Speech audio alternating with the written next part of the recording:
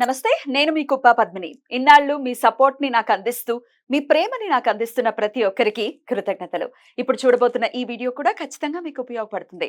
Like, share and subscribe చేసి మీ ఇష్టాన్ని, అలాగే మీ సపోర్ట్‌ని నాకందించండి. అలాగే ఈ వీడియో పట్ల మీ అభిప్రాయాన్ని కామెంట్ సెక్షన్‌లో కామెంట్ చేసి నాకు తెలియచేయండి. నమస్తే. నమస్కారం. రేపటి విశిష్టతని ఇప్పుడు చూద్దాం. రేపు 12వ తారీఖు ఏప్రిల్ నెల 2025వ సంవత్సరం శనివారం. శ్రీ విశ్వావసు నామ సంవత్సరం ఉత్తరాయణం వసంత ఋతువు రేవతి కార్తె. రేపు చైత్రమాస పూర్ణిమ తిథి రాత్రి తెల్లవారుజామున 5:51 వరకు, తదుపరి బహుళ పక్ష పాడ్యమి తిథి. హస్త నక్షత్రం సాయంత్రం 6:08 వరకు, తదుపరి చిత్తా నక్షత్రం. వ్యాఘాత యోగం రాత్రి 8:41 వరకు, తదుపరి హర్షణ యోగం. భద్ర అంటే విష్టికరణం సాయంత్రం 4:35 వరకు, భవకరణం రాత్రి తెల్లవారుజామున 5:51 వరకు, తదుపరి బాలవకరణం ఉంటాయి. సూర్యుడు మీనరాశిలో రేవతి నక్షత్రం 4వ పాదంలో సంచరిస్తున్నాడు. చంద్రుడు కన్యా రాశిలో సంచరిస్తాడు.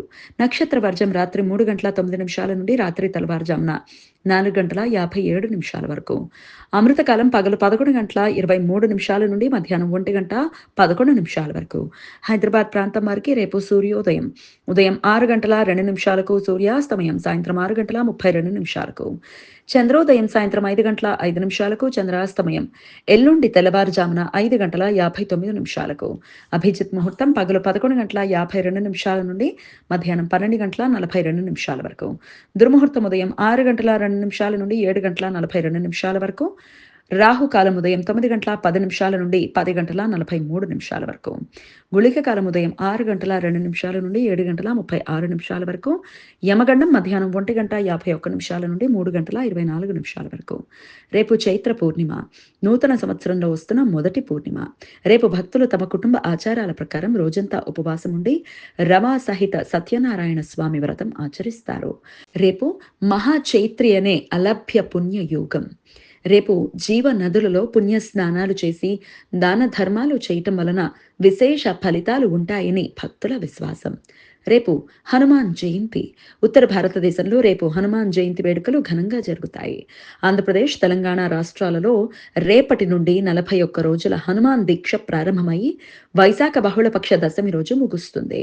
వైశాఖ బహుళ దశమి రోజు తెలుగు ప్రాంతాల వారు హనుమాన్ జయంతి జరుపుకుంటారు. తమిళనాడు ప్రాంతం వారు మార్గశీర్ష అమావాస్య రోజు, కర్ణాటక ప్రాంతం వారు హనుమత్ వ్రతం పేరుతో మార్గశీర్ష త్రయోదశి తిథి రోజు హనుమాన్ జయంతి వేడుకలు జరుపుకుంటారు. ఆంజనేయ స్వామి ప్రాతకాలంలో జన్మించారు అని పురాణ వచనం కాబట్టి భక్తులు రేపు సూర్యోదయం పూర్వం ఆంజనేయ స్వామి ఆరాధన మొదలుపెట్టి సూర్యోదయ అనంతరం ముగిస్తారు. శుక్ల యజుర్వేద సాంప్రదాయం ప్రకారం రేపు స్వారోచిష మన్వాది, కృష్ణ యజుర్వేద సాంప్రదాయం ప్రకారం రేపు రౌచ్య మన్వాది.